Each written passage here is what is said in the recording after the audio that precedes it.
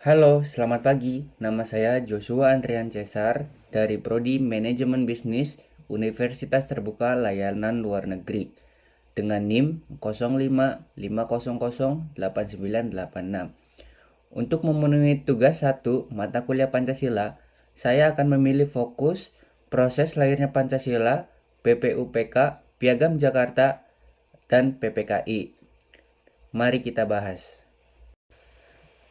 Saya akan membahas tentang pelajaran dari sejarah Pancasila bagi generasi muda.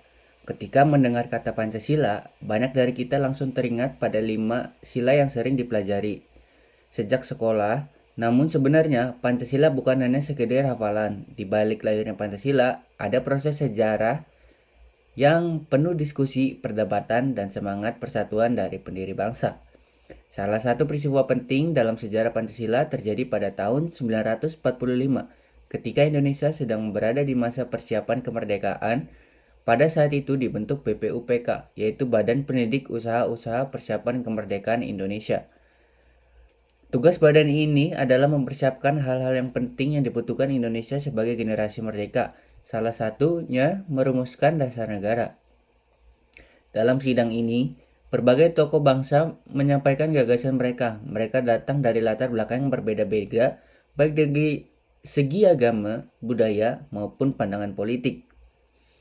Walaupun memiliki perbedaan, mereka memiliki tujuan yang sama, yaitu membangun Indonesia yang merdeka dan kuat. Pada tanggal 1 Juni 1945, Ir Soekarno menyampaikan pidato yang sangat penting. Dalam pidato tersebut, beliau mengusulkan 5 prinsip dasar negara yang kemudian diberi nama Pancasila. 5 prinsip itu menjadi gagasan awal yang kemudian terus dibahas dan disempurnakan.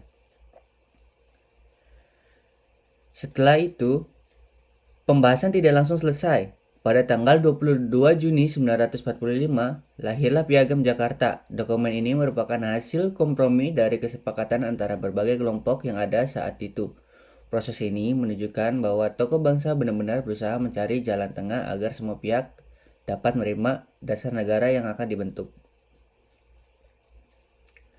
Kemudian setelah Indonesia memproklamasikan kemerdekaannya pada 17 Agustus 1945, sidang PPKI dilaksanakan pada 18 Agustus 1945. Dalam sidang itu, Pancasila resmi disahkan sebagai negara Republik Indonesia. Menurut saya, hal yang paling menarik dari proses lahirnya Pancasila adalah cara para pendiri bangsa menyelesaikan perbedaan. Mereka tidak melaksanakan dan memaksakan pendapat masing-masing. Mereka berdiskusi, saling mendengarkan, dan berkompromi demi kepentingan bersama.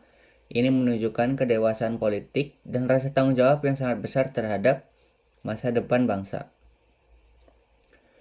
Bagi generasi muda saat ini, nilai-nilai tersebut masih sangat relevan.